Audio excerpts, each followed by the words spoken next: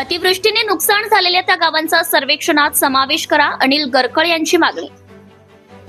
रिसोड तालुक्यातील मोप महसूल मंडळा ही गाव अतिवृष्टी झाल्याने शेतातील उभ्या पिकांचं मोठ्या प्रमाणात नुकसान झाले।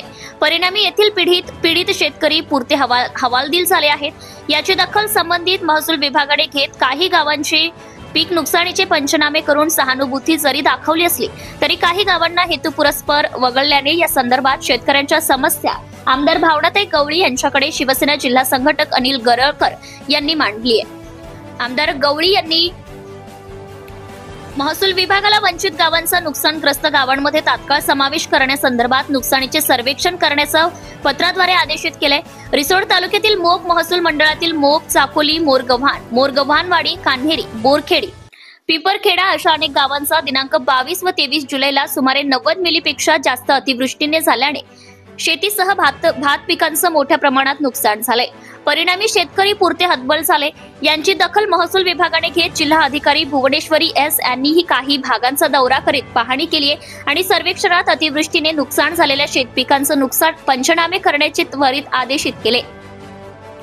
परंतु रिसोड महसूल विभागाला काही गावाच्या समावेशाचा संभ्रम निर्माण झाल्याने काही गावे यातून वगळली आहे। झालेला अन्याय लक्षात घेता शेतकऱ्यांनी शिवसेना जिल्हा संघटक अनिल गडकर यांच्याकडे धाव घेत नुकसानीची रडकथा सांगितली आहे। याची गांभीर्याने दखल घेत त्यांनी महसूल मंडळातील मोरगव्हाणवाडी, चाकोली, कणेरी, मोरगव्हाण या 4 गावांचा अतिवृष्टी सर्वेक्षण यादीमध्ये समावेश करीत तात्काळ सर्वेक्षण करण्यासंदर्भात आमदार भावनाताई गवळी यांच्याकडे पाठपुरावा केलाय।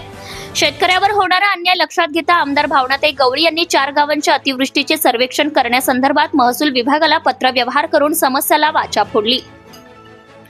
यावर महसूल विभागाने समस्यांची तीव्रता लक्षात घेऊन मंडळातील कणेरी, मोरगाववाडी, चाकोली व पाटील व मुरगव्हाण या 4ही गावातील शेतकऱ्यांना न्याय मिळण्याचा मार्ग मोकळा करून शेतकऱ्यांच्या डोळ्यातील अश्रू पुसण्याचं काम करत असल्याने पीडित शेतकऱ्यांच्या आशा तात्पुरत्या का होईना पल्लवित झाल्या म्हणायला काही हरकत नाही, असे सूर शेतकरी वर्गात उमटू लागले आहेत। अतिवृष्टी शेतीसह शेती पिकांचं नुकसान झालेल्या गावांचा समावेश केलाय। आता 35% पेक्षा जास्त शेती पिकांचं नुकसान झाल्याचं सर्वेक्षणाला प्रारंभ झालाय। त्यांचा अहवाल लवकरात लवकर तहसील कार्यालयात सादर होतील, असे तहसीलदार प्रतीक्षा तेजनकर रिसोड ह्या म्हणाल्या आहेत। तर मोप महसूल मंडळातील कणेरी, मोरगव्हाण, चापोली, मार्गाणवाडी या 4 गावांचा महसूल विभागाला अतिवृष्टीच्या सर्वेक्षणात विसर पडला होता। त्या संदर्भात आमदार भावनाताई गवळी यांच्या माध्यमातून आता योग्य न्याय मिळणार असे मत अनिल गरकळ जिल्हा संघटक शिवसेना गट वाशिम यांनी केले। जनता टाइम्स जटा टीव्ही चॅनलसाठी वाशिम जिल्हा प्रतिनिधी Atmaram Jadhav. Subscribe now and press the bell icon. Never miss an update.